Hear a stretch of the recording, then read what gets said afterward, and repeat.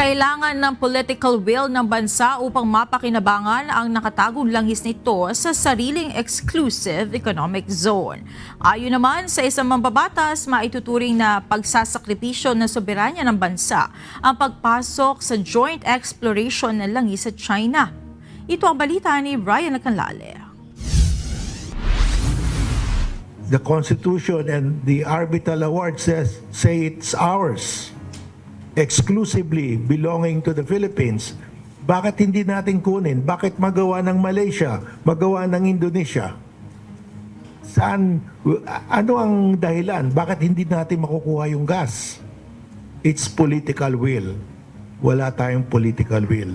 Political will ang kailangan ng Pilipinas upang mapakinabangan ang langis at gas sa loob ng sariling exclusive economic zone ng bansa.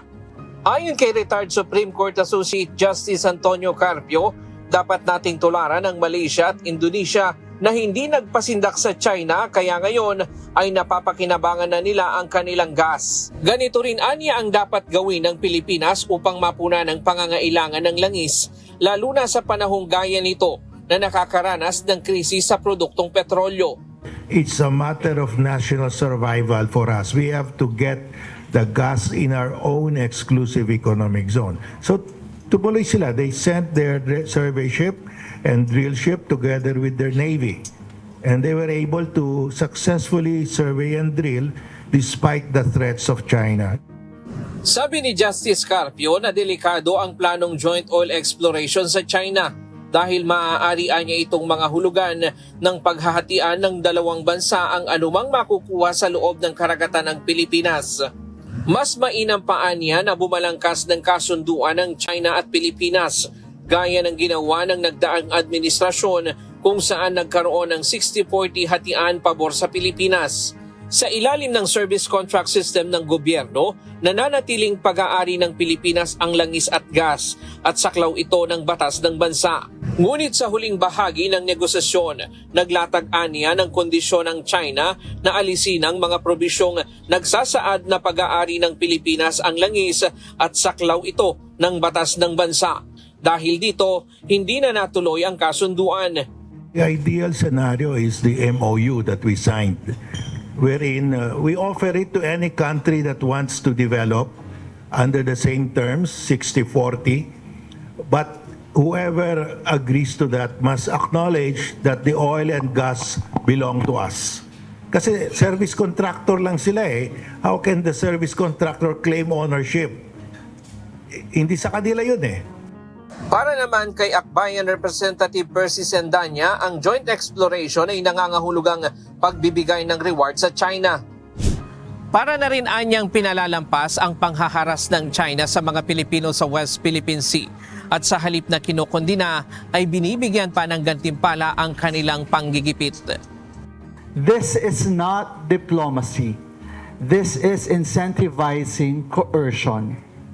Hindi na nga ginagantimpalaan yung mga gumagawa ng tama, tapos pinamimihasa pa yung mga gumagawa ng mali at ng daraha sa ating mga kababayan.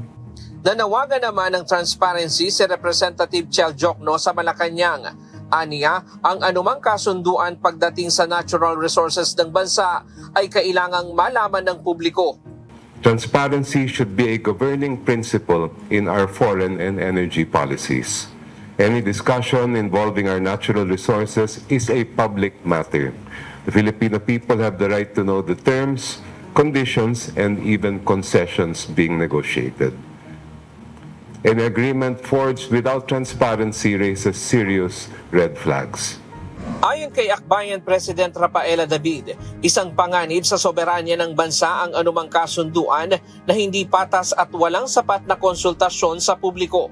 Bagamat kinikilalaan niya ng grupo ang pangangailangan na palakasin ng energy security ng bansa sa gitna ng global oil crisis, iginiit nilang hindi ito dapat makamit kapalit ng teritoryo at karapatan ng Pilipinas. Dagdag pa nito, hindi rin umano agarang solusyon ang joint exploration dahil aabutan ng ilang taon bago ito magbunga.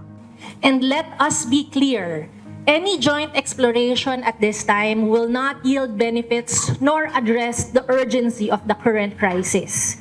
It takes years before such projects produce tangible gains. Kaya't mapapatanong tayo, bakit ba ito itinutulak ngayon? Ryan Lacanlale, UNTV News and Rescue. Diyos ang aming sandigan, serbisyo publiko ang aming pinahahalagahan.